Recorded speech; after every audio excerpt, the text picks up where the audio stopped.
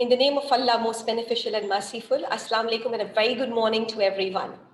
First of all, I would like to thank conference people for giving me an opportunity to address this august audience. Thank you very much and a big congratulations for organizing this very successful conference.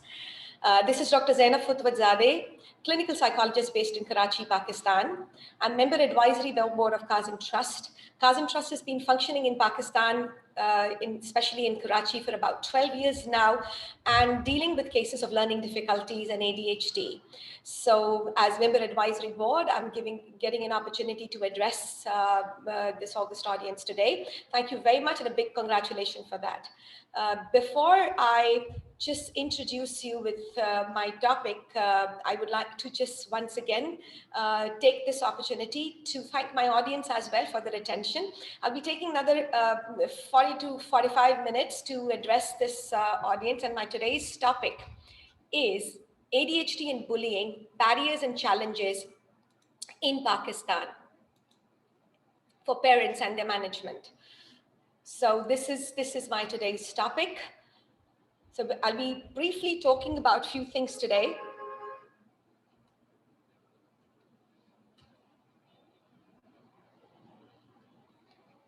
And just taking, so this is what I've already introduced about Kazim Trust. And once again, would like to share that our team here is building and working towards empowering mind that helps people learn differently. So the focus is helping people learn differently, and this has been functioning here since 2008.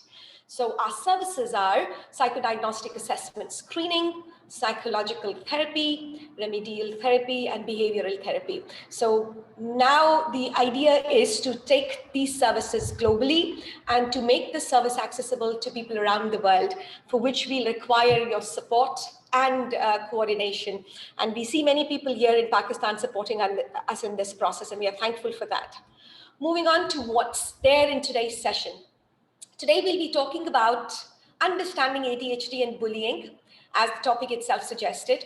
Then I'll be briefly talking about what is the situation in Pakistan, barriers and challenges for parents in Pakistan, especially parents coming from collectivistic society.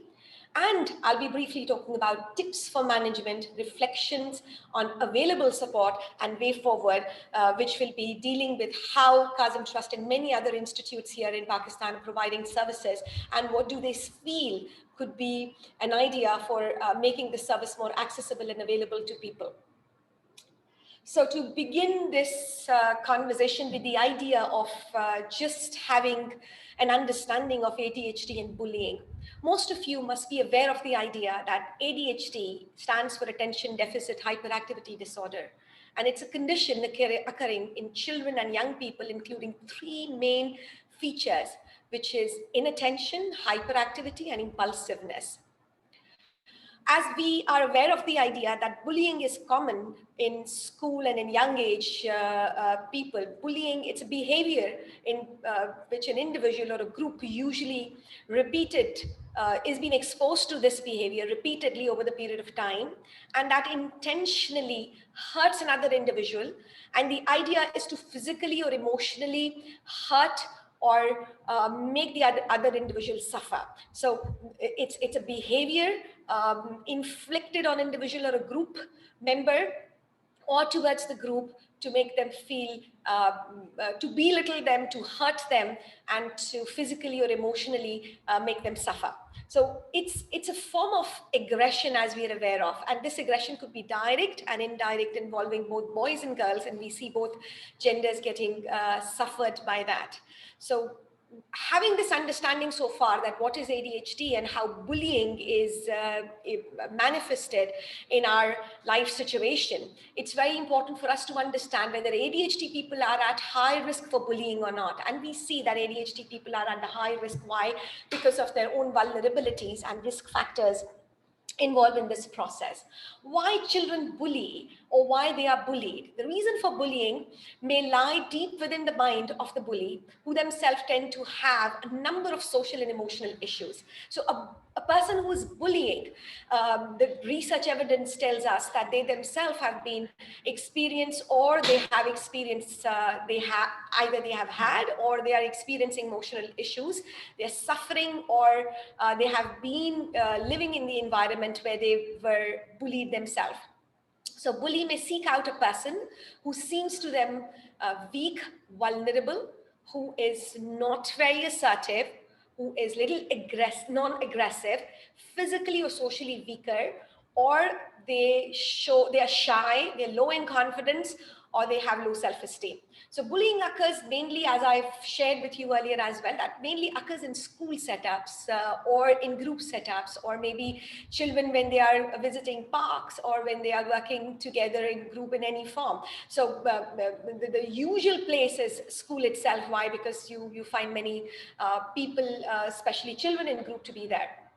During playtime, this happens, or during lunchtime when they're having physical interactions with each other, or they are playing together, or where there is minimal supervision of the elders available. So that's what the pattern is, that bullier or the person who's bullying choose that time period when there are no adults around, when they can actually be more free, and they target vulnerable people, especially vulnerable children during this break time, to address them and to hurt them emotionally or physically. A bully will then find an area on which to focus the bullying, such as the bully needs to identify some weakness in the person as well, whether it exists or not. At times it exists, and at times it is not there. So the target areas are either the weight of the person, it's the appearance of the person, the color of the skin, hair, culture, or religion the child belongs to, specifically child's disability. So the main topic of today's talk is that how vulnerable ADHD people, or people who having certain difficulty in learning or having certain difficulty, might be at risk for this. So this places them in a very, the disability that any child has places the child at a place where they become target of bullying. Why? Because it's the other child, what the other child who's bullying observe in them is the way they talk, the way they appear.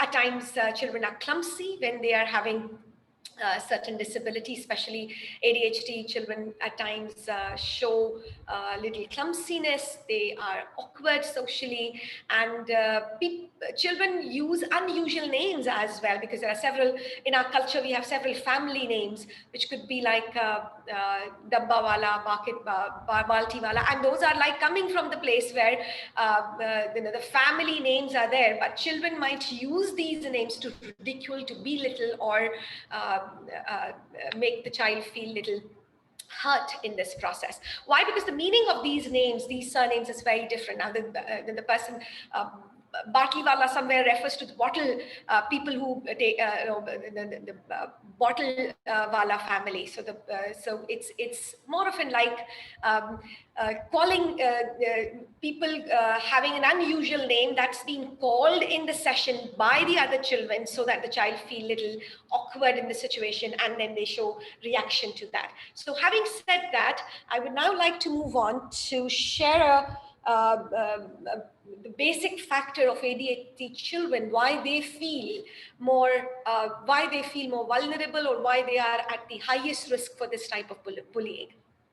Children with ADHD or children who have oppositional and aggressive behavior are in a position where they get into provocative activities a lot.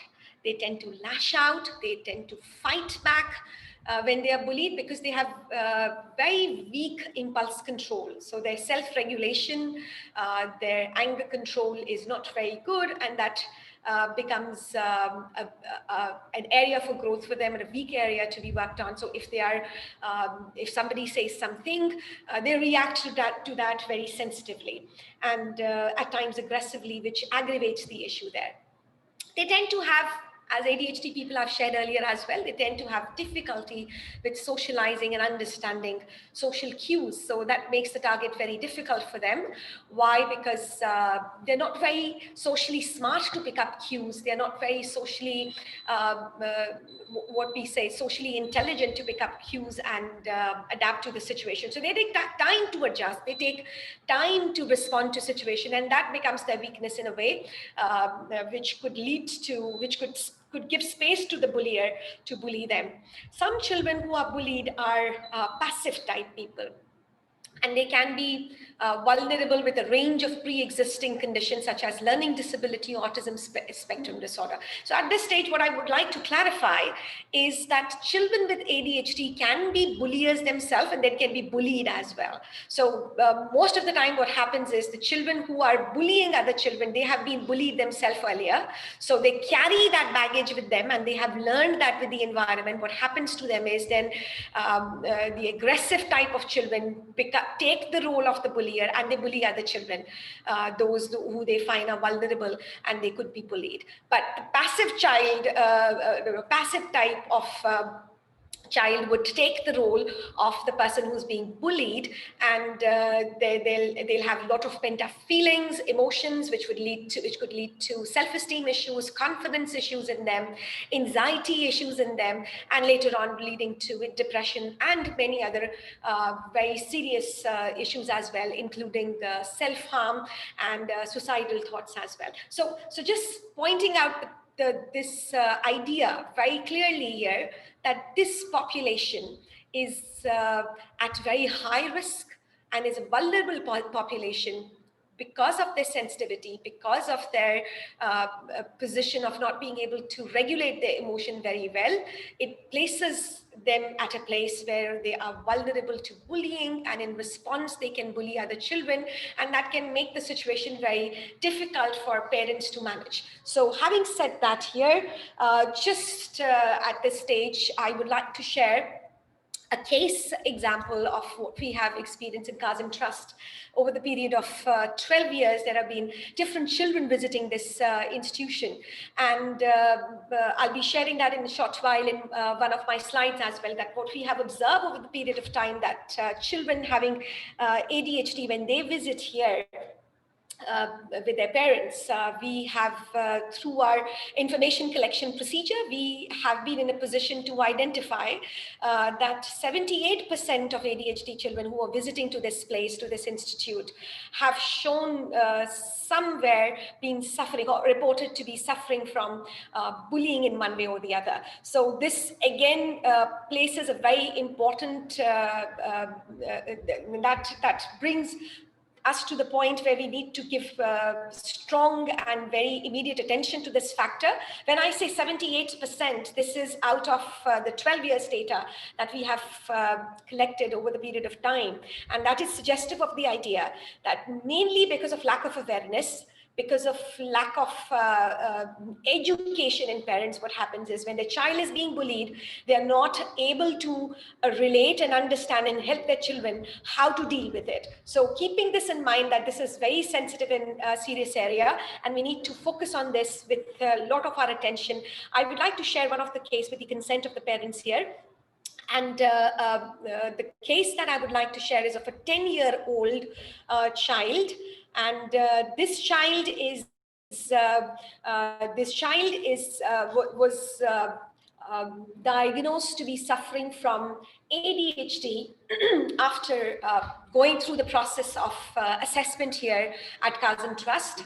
And just sharing a brief history, a brief summary of the case to just give you an idea that what type of issues we as psychologists and we as mental health professionals or remedial teacher have to come across in Pakistani culture dealing with parents here is the child, this 10-year-old boy belonged to a very conservative family, and this family didn't believe in any sort of mental illness. So the challenge was not only to deal with the child, and as I've told you, this child was also suffering and was also victim of bullying. So the challenge was not only to help parents understand what ADHD is, but to help them understand that this places their child at a vulnerable position where the child is being bullied at school, and how they can play an important role in helping the child manage with this type of experience that the child is having at school.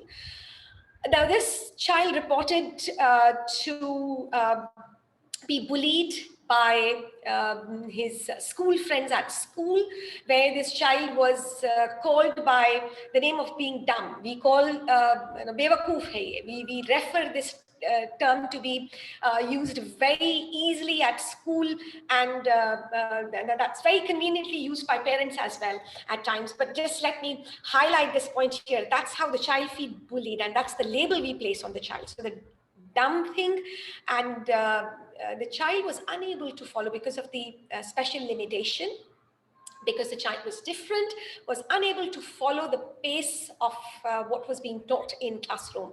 So overall, making the situation very tough for the child to deal with.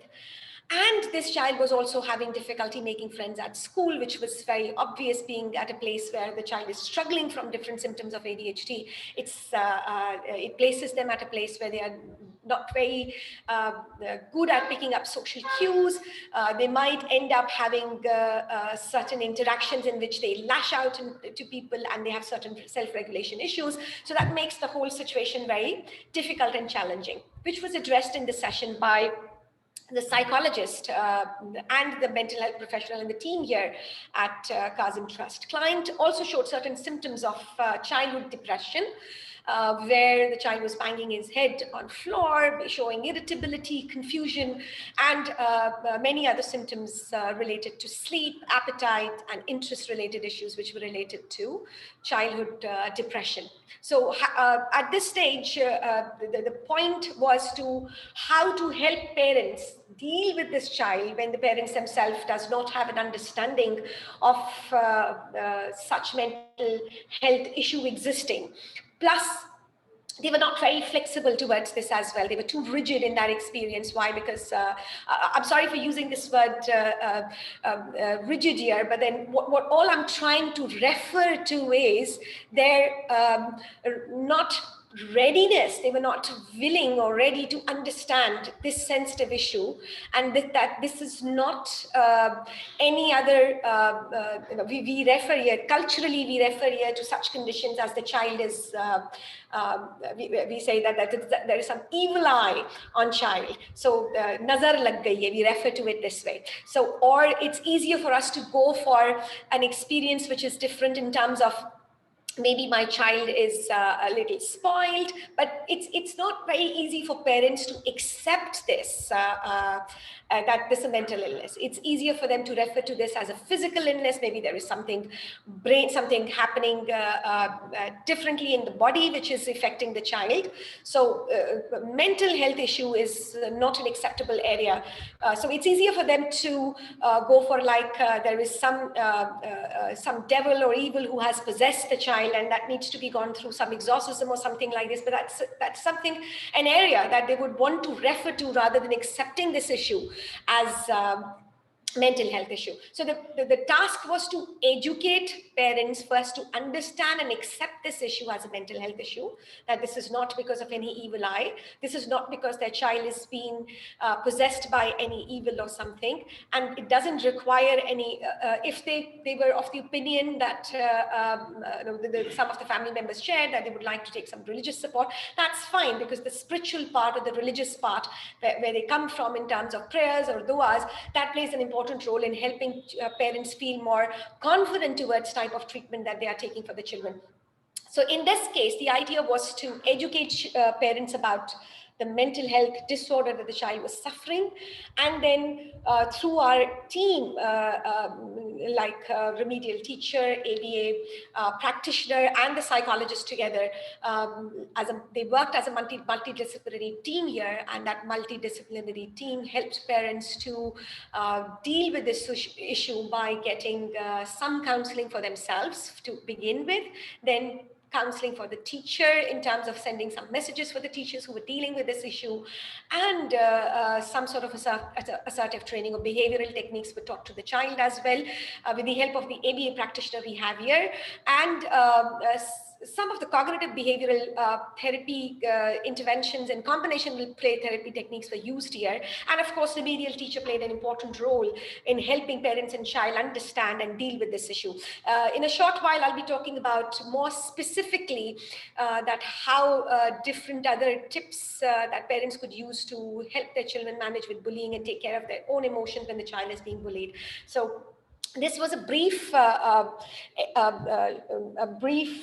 explanation and situation that I've shared with the audience to give them an idea that how a mental health professional in Pakistan deals with this type of bullying issue. It's not only the bullying or the ADHD itself, but it's about the cultural factors related to that I've just shared just a few minutes ago, and education of the parents and the people around, and the support and cooperation which is required in this whole process. So moving on to the idea of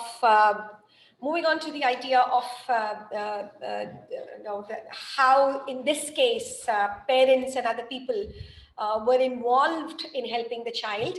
At this stage, I would like to help my audience understand a little bit about types of bullying. And the reason I'm bringing types of bullying at this stage is because after sharing the case, it'll be easier for me to relate what type of bullying mainly children in Pakistan experience, especially ADHD children in Pakistan experience. So there are generally what we are aware of different types of bullying, and the ideas that we have is there is physical bullying, there is verbal bullying, we are aware of social bullying, and we are aware of cyber bullying these days a lot.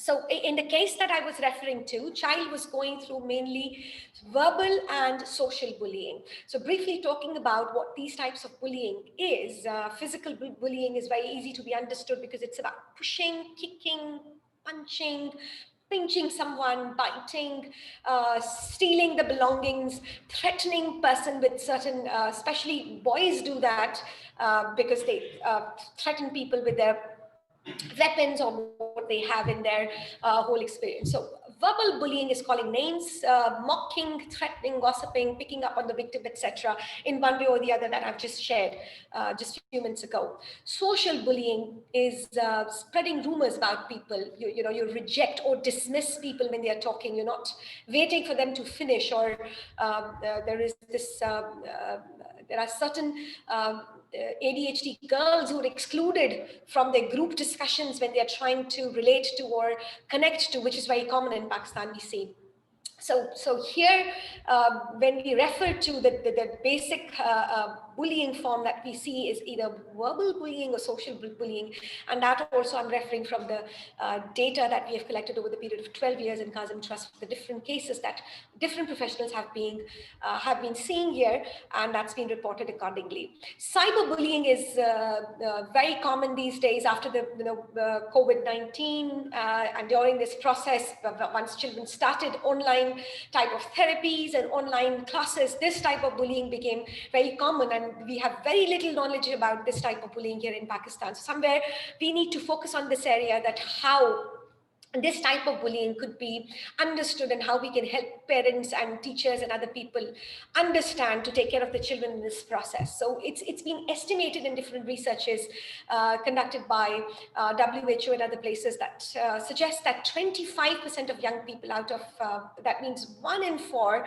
are cyberbullied at some stage in their life experience. And it can occur continually both inside and outside the school, and may involve internet and mobile phone issues in order to either the children are threatened, they are teased, they are abused, or they are being victim of any of the experience in which they feel hurt, they feel very vulnerable or sensitive to react in the situation. This may include sending offensive emails or threatening emails to children in one way or the other. And in my experience, I've heard children talking about these type of emails very fearfully. They come from a very scary place when they're sharing that, oh, you have received an email saying that if you don't send this to me, what will happen is I will share with your parents what type of sites you have been checking. And I have kept the record of that, although that's not true, but still the child coming, not knowing how to regulate the emotions, comes from a very scary, fearful place and reacts to that. So, and that makes the situation very difficult and challenging for the child to deal alone with. So text messages, circulating incident images which could lead to vicarious trauma. Children keep on observing these type of messages, the images, and they keep on getting traumatized by the image because that's available on their cell phones. And as I said, this COVID-19 has put us in the position where we are giving our children lots of gadget or time to spend with. Why? Because school is online, the therapy is online, the social interaction is online. So it makes the task very complicated. But then misuse goes, the rate of misuse also goes very high in this process. So social networking over Facebook somewhere leads to people learning and bullying each other in this process. So although this is very new in Pakistan, and we've been experiencing this in the last 6-8 months only, but we see this happening here in Pakistan, and that becomes a challenge or a very sensitive issue to deal with. Now, impact of bullying that I would like to share, how this influenced the target population, and especially parents and the people around. It can have a very serious and harmful effect. People who are being bullied, some children become bullies themselves. Why? Because once bullied, and if that process has been repeated to you, you carry a lot of frustration, you carry a lot of anger, you carry a lot of negative pent-up feelings that you want to express. And that becomes a challenge for ADHD child to deal with. And then they, as a reaction, they lash out, they be very irritable, they respond to their fellow friends in their social interactions in a very aggressive manner. So the basic impact or influence we see of this is children being bullied themselves, they being aggressive and showing disruptive behavior in their interactions with other children, and they're being irritable, and they're showing extreme behavior in their, and less tolerance for any behavior from other child, because they carry a lot of frustration with themselves. So bullies tend to drop out of the school because they fear, they don't want to go to school, they want to avoid the situation because that itself is a trauma to deal with. Having social difficulties, not being able to engage in different activities, and they take escape in getting involved in drugs. That makes the issue more complicated. By either you might see such child getting involved in smoking, or at times alcohol, and many other drugs that are available and accessible to the child in that situation to deal with the anxiety and aggression and frustration and that fear or that scary feeling that the child is going through, which making it very serious and sensitive for the child and the parents to deal with. It is reported that bullies are for time more likely to get involved in criminal behavior as young adults. And that highlights the very important point at this stage for everyone, that this issue and this matter needs to be given serious attention if we want the world to be a peaceful world tomorrow. So what is today is to be taken care so that we can have a peaceful tomorrow, and especially it's the right of these children to be able to live healthy lives so that they can have a healthy adulthood. And that becomes our responsibility to provide them with an environment where they can breathe and feel safe and secure while interaction with their fellow students, with their friends, and in the society that they're moving. The victims often have low self-esteem because they feel miserable. There is this anxiety or sadness, constant anxiety and sadness that they feel because they live in fear.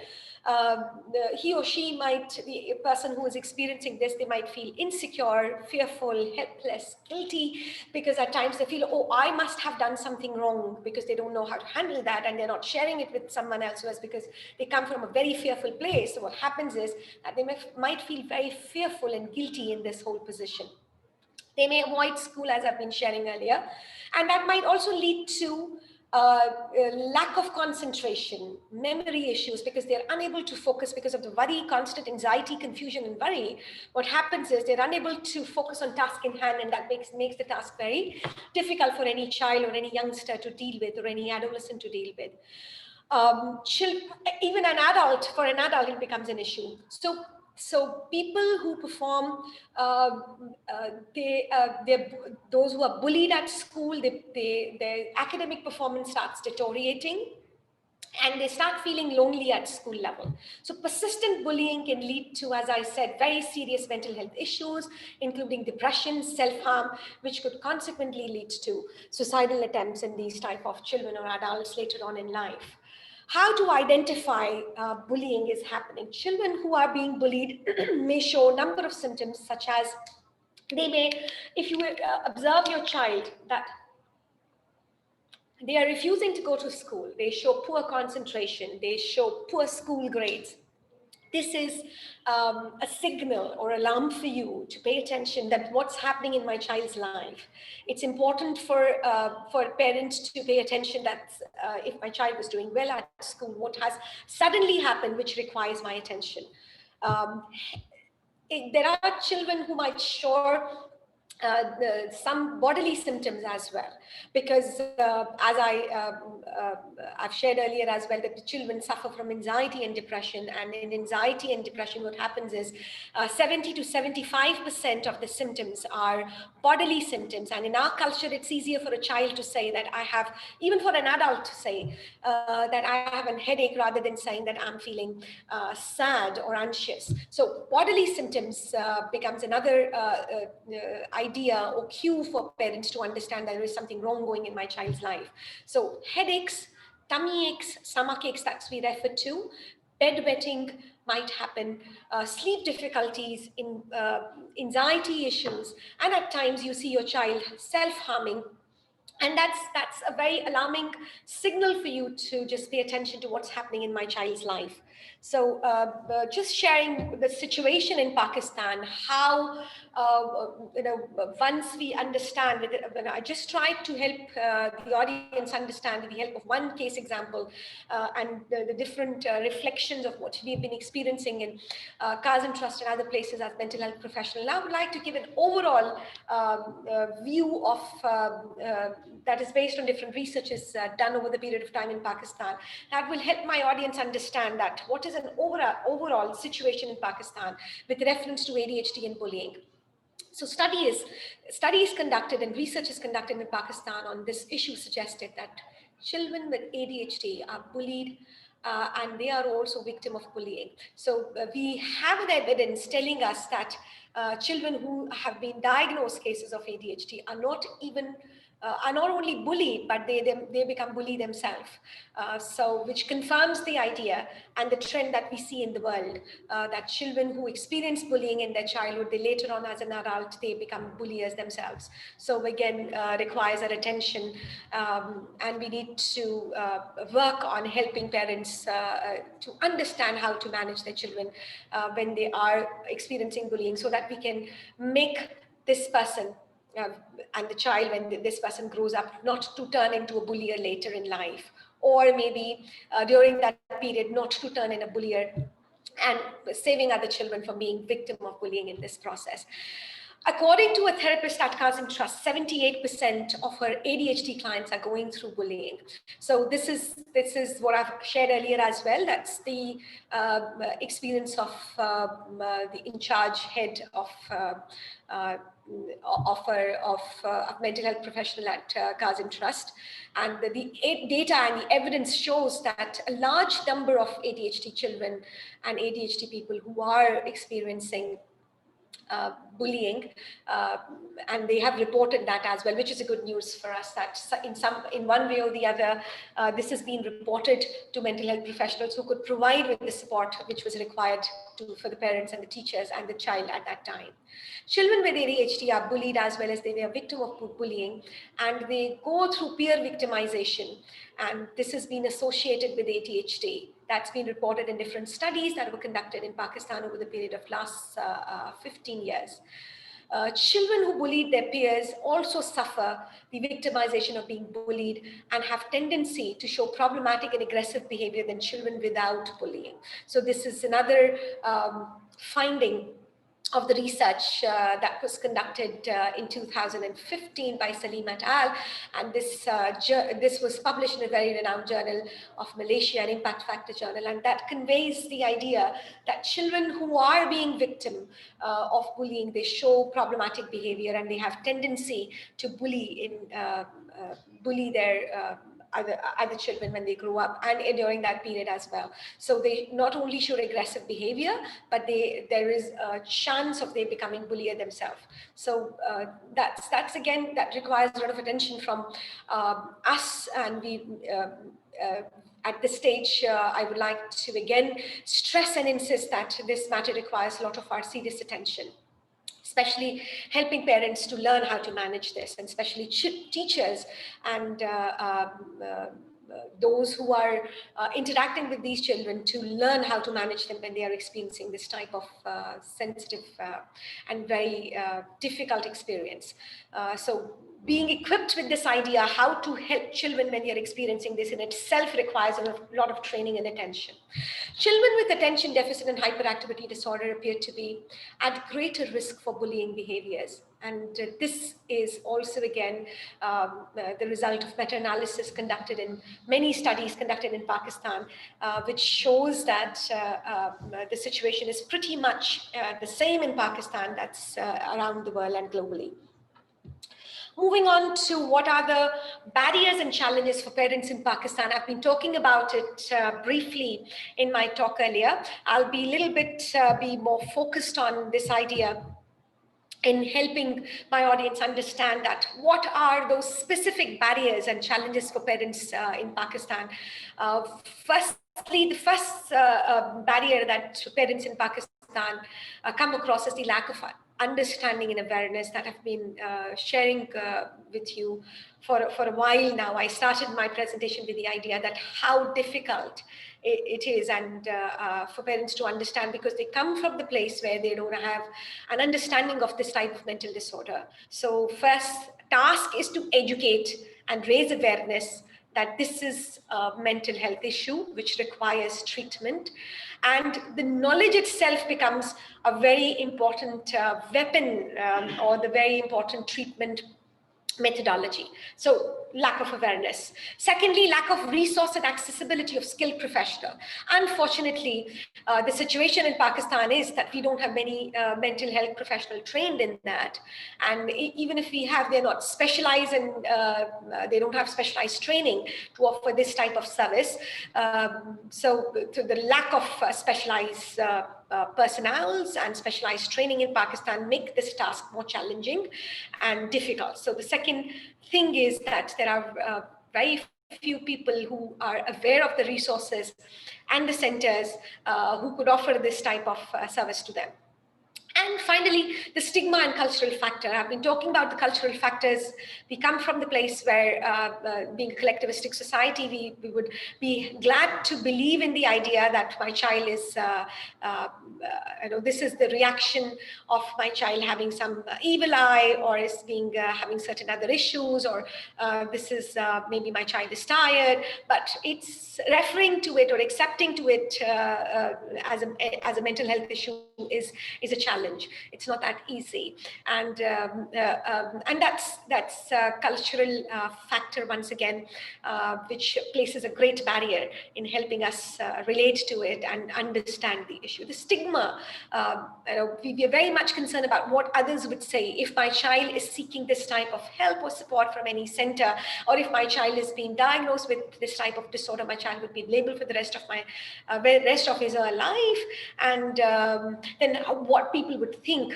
We are very much concerned about log kya kahenge. That's the terminology we use of, and then we come from a very scary place of my child would be singled out then, which is a very genuine concern. So these are the barriers that I've been talking about it earlier as well, and I just wanted to highlight this here as well. Now, just quickly coming to the tips for the management of parents, teachers, to help such type of children deal with the issue here. You know, as a parent, my biggest suggestion to them would be to learn to listen to their children actively and believe in them. Uh, Take your child concerns seriously. Do not blame them for what they are saying. You must have done something wrong. That's why this has happened to you. Instead of saying this, maybe not ignore their problem. Give them some time.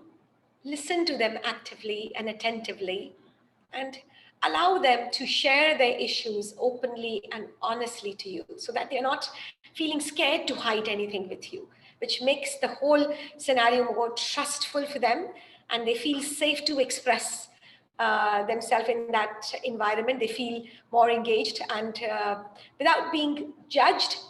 If they feel that they're not being evaluative, they'll feel more safe to share the concerns. And that will resolve 80% of the issue, because once your child is very connected with you, what happens is that place the child at a place where they feel confident to share the concerns, and then you can be available to support them when there is a need.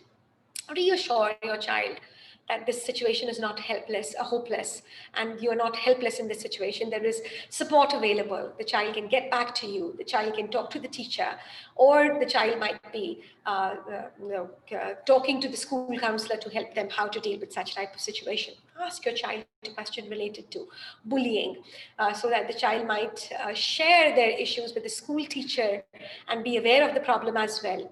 At times, children don't know that this is bullying, that's what they're experiencing. So helping them understand that this is not okay. And once you have this understanding, whenever this is happening to you, try to reach out to people who could help you out, or maybe take care of yourself by doing a few more tasks that could help you take care of yourself now, taking yourself away from that environment where you're being bullied alone there. So connecting with people who could provide you with support. Teach your child to be assertive, but not to overreact or lash out in the bullying situation. For the cyberbullying, I would like to suggest parents here, don't leave your young children, and make sure that your supervision is available when your children are on internet, especially for young children. Internet safety will only be possible if you ensure your availability with them, especially with young children suffering from ADHD. When they are using internet, try to make yourself available. Encourage your child to avoid replying to nasty messages, not to post photos or videos that are not happy for others. So help them avoid adult websites, and be with them when they are surfing on internet, and that makes the situation more manageable.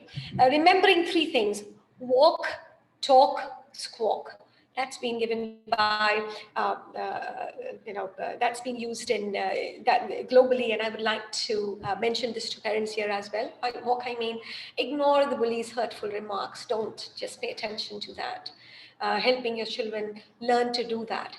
Talking means make confident and not provocative statements to the bully. So learning firmly to responding to them, which is an assertive reply, but not overreacting to it.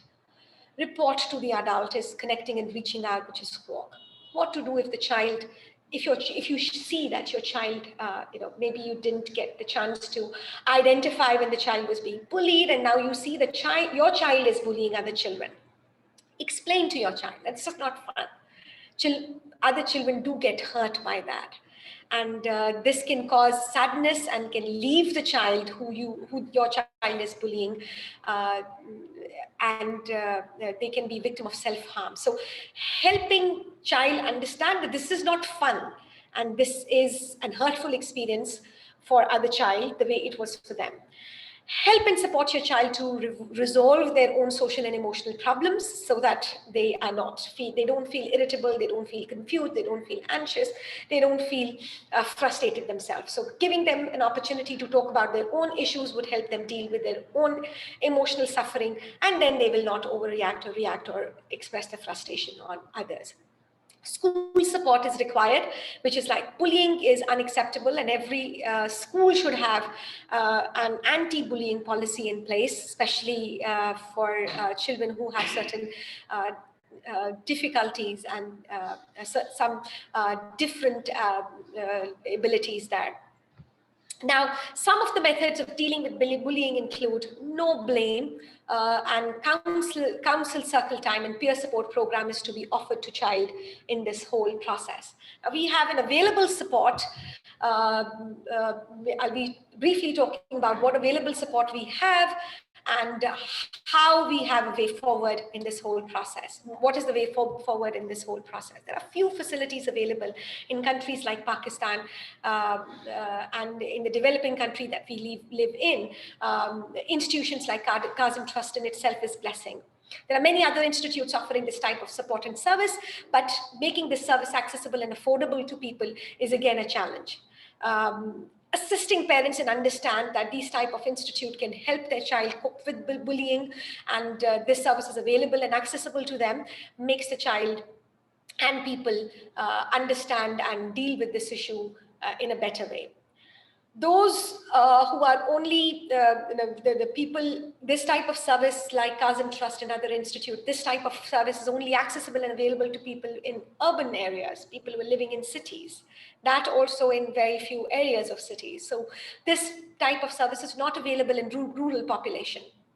So this is again another dilemma or very unfortunate state for us to understand or relate with. In the light of aforementioned barriers and challenges, I would like to suggest that some sort of digitalization of this service in regional language or national language of Pakistan is to be done, so that we could support and guide parents from rural areas and help them understand the sensitivity of the issue and help their children cope with it as well. Why? Because when we digitalize this service, what will happen is that we'll be able to make this service affordable and accessible to people living in far-fetched areas as well.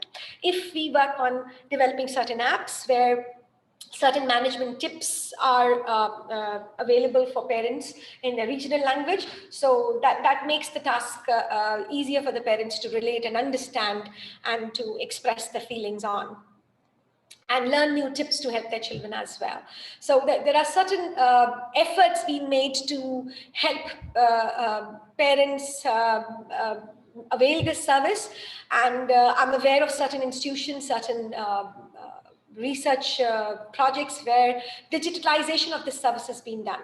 And very soon, inshallah, we'll be able to see this service being accessible to people in rural areas as well, which will not only include parents being equipped with management tips, but also being able to understand and relate with the idea of identifying these symptoms and be able to seek support from professionals who are available, who can help them connect and deal with issue and deal with their own emotions and deal with their own reactions as well. So having said that, I understand that this is not an easy task, and this is a huge task for any mental health professional team to take forward. Understanding the sensitivity of it and understanding the sensitivity of the bullying in this population, what I would like to suggest is that maybe we as professionals, we join hands to offer this type of support to people who want to make this service accessible to countries like Pakistan, and that would make the whole task easier for them. Why? Because when I is converted into we, illness turns into wellness, and that's when the doors for success open for any mental health professional. So as we are aware of that this year's mental health slogan is mental health for all, this would be a true step towards the idea of making mental health service available to all and accessible to all. So understanding that how important it is to digitalize and make the service accessible in this world where people are focusing on social isolation because of COVID-19, and the situation is predicted to be same for another 2 to 3 years. So realizing and understanding the factor that how important it is for us to understand that how this could be affecting the mental health of children and adults when they grow up, understanding and realizing the fact it's important that we keep this in mind, that we have to somewhere work very aggressively towards making this service accessible and available to people, and that could be done by digitalizing the services that are available. Just sharing what are the resources that are available for parents. Parents who would want to seek support in this process, these are some of the resources that will be very handy for them. Just to give an idea. Now, I would like to leave the forum or conclude my talk by sharing this thought that let's work together and let's convert this I into we, so that we can make tomorrow's world more peaceful for everyone to live with, especially for children with ADHD to live with. And that could be done by joint efforts and making the service affordable, accessible, and available to people who would require our support. So with this idea that we'll work towards focusing on making this service, digitalizing this service, making the service accessible, and having this thing in mind that, which is again to be focused, that let's convert this I into we, so that we can make wellness accessible to everyone. And that's what I would like to say in the end to summarize my talk, that joint efforts always make things workable for people. I see this happening in the institute where I am, where I belong to, and I see this happening globally as well. But all we need to do is maybe putting more efforts to make this service more affordable and accessible to people who require this support. With this, if there are any questions, I'll be happy to take later on. It could be emailed to me. And this is the information, contact information available for any queries or anything. We also offer 20 minutes free session for any queries, any other support that is required. Thanks a lot for your attention. Once again, thank you very much to conference people for giving me this opportunity. This in itself has become a great service for people living in Pakistan. Why? Because that's how we could raise our voice and make it accessible to people who would be happy to not only learn about the issue, but to support us in this cause. Thanks a lot, Kazim Trust. Thanks a lot, conference people. Thanks a lot, audience, for your attention. Thank you very much. Have a good day. Khuda Hafiz.